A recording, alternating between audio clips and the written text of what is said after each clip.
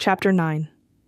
It seems ironic that in spite of Papa's warnings about dangers lurking everywhere, I was thrown into a situation that was spoken of by the family and neighbors as the time that Franny drowned. Of course, I didn't really. As everyone knows, one can't drown and then turn around and write about it. But I came close. It wasn't that I was totally inexperienced in the water. We had been going to the lake for picnics since our first summer in Seattle. Mama would dress Flora and me in swimsuits and tuck Dora and extra diapers into the clothes basket, and Papa, wearing his gray swimsuit with a big orange stripe around the middle, would drive us down to Seward Park. As Mama was laying out the table, Papa would tend to Dorothy and play in the water with Flora and me. He warned us of what could happen if we went too far out, and always made certain that we were strapped into cumbersome canvas water wings.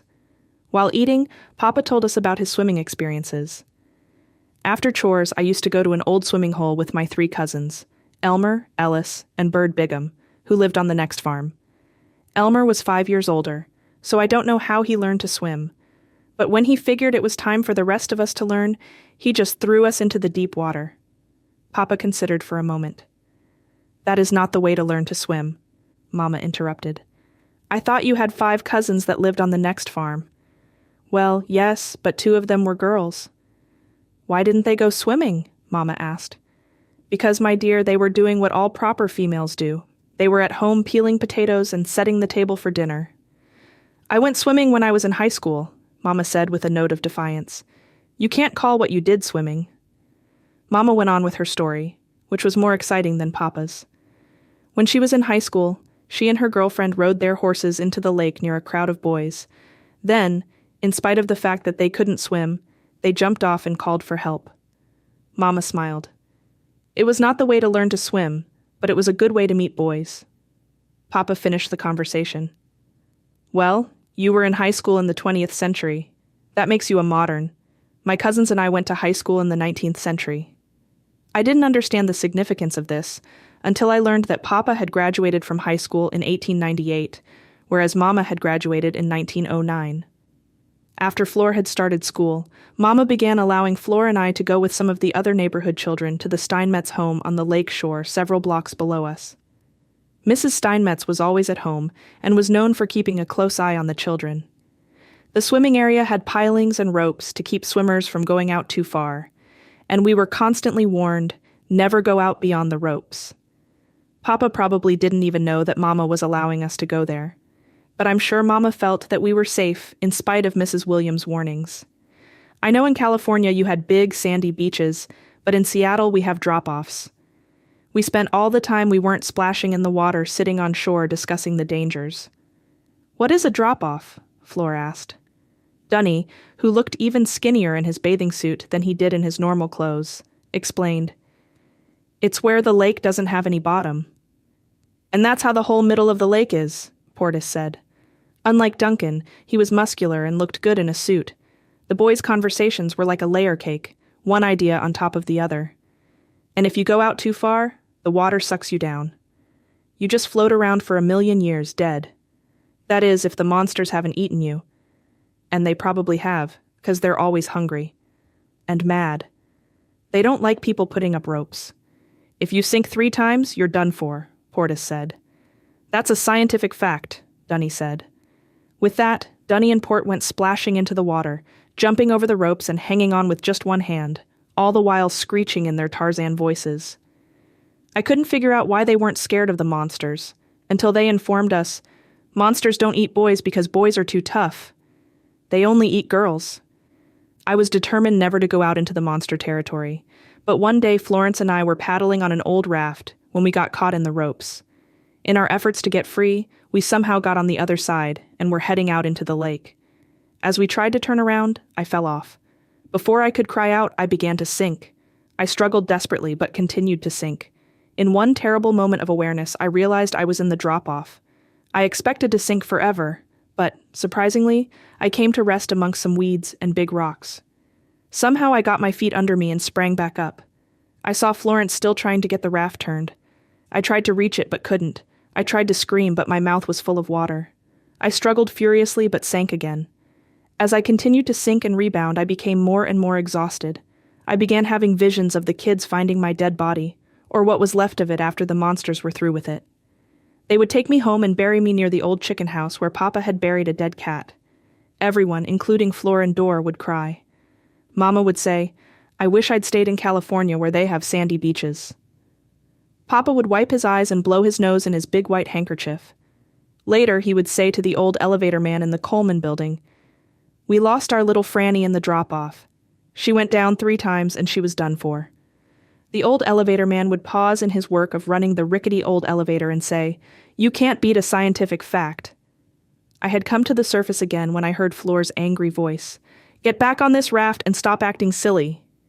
She had managed to get the raft headed back to the shore and was within reaching distance, but I couldn't make it. I was sinking again when Flor grabbed a hold of me and tried to pull me back onto the raft, but I was too exhausted to be anything but a dead weight. Flor hung on and began to scream. That brought all the other kids splashing in, and finally, Mrs. Steinmetz. Flor was the neighborhood hero. It was a good thing I grabbed her when I did, or she would have gone down for the 3rd time. I tried to explain that I had sunk 6 or 7 times altogether, but no one would believe me. It went against all scientific principles. From that day forward, my faith in science was shaken. Mama was frightened. "Roy, we can't let the girls go near the water again." Papa was standing by the window overlooking the lake. "The problem is not the water. The problem is they don't know how to swim. Imagine people living around all this beautiful water and not knowing how to swim." With that, Papa began pacing and came up with one of his famous proclamations. "By God, my kids are going to learn how to swim." Mama didn't know it then, but that included her. On our next trip to the lake, Flor and I were surprised and somewhat embarrassed at Mama's appearance. In her figure-revealing suit, we realized how much she had been holding in. After she put Dor to sleep in the clothes basket, we all headed for the water.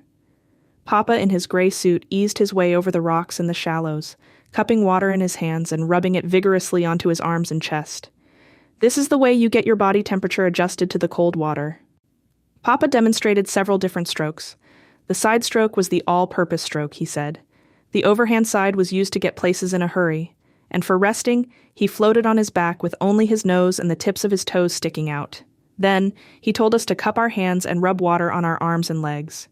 Flor and Mama did as instructed, but I stood at the water's edge and shook, not so much from cold as from the terror of the water. "I don't want to get in the drop-off." Papa took me in his arms and sat down on a big rock that was nestled in the cattails. "Franny, the drop-off is just the natural formation in the bottom of the lake. It's where the lake begins to get deep." "But out deep, the lake doesn't have a bottom." "Yes, it does. And if you learn to swim, you never have to worry about the bottom." "But there are monsters in the drop-off," I sobbed. Papa turned to Mama. "Damn the boys and their monster stories always scaring the girls. I should ban them from the property." He had already tried that, however. When he finally put me back down, I felt cold again after the warmth of his big body and gingerly stepped into the water. Papa began with instructions, claiming that if we followed them, it was impossible to sink. He placed his hands underneath us for support. This worked well until he said, "Now I'm going to take my hands away slowly, and you'll be able to go right on." It was soon clear that we were going to disprove all of his theories. No matter how furiously we paddled and kicked, we always had the same results. We sank. To add to the confusion, a bunch of darn smart Alec kids spotted us. They dashed out into the depths until their legs wouldn't propel them further, and then belly-flopped nearby, spraying us with enormous splashes. Papa shouted, "Can't you darn smart Alec kids find someplace else?" Mama said, "Roy, if you're going to be so frustrated, I'm never going to learn." Papa tried to be unfrustrated, but he was not good at that. He acted as if we were sinking on purpose. "I should have just thrown you out into the water like Elmer did to me."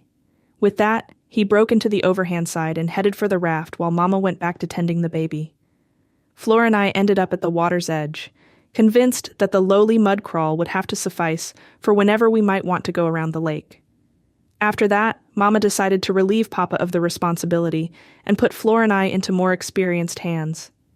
She began taking us to Seward Park for formal lessons every Wednesday morning. Wednesday is the coldest, rainiest, most miserable day of the week in Seattle. The other days might vary some. Thursday and Friday can be lovely, warm and sunny, with blue skies and fleecy clouds.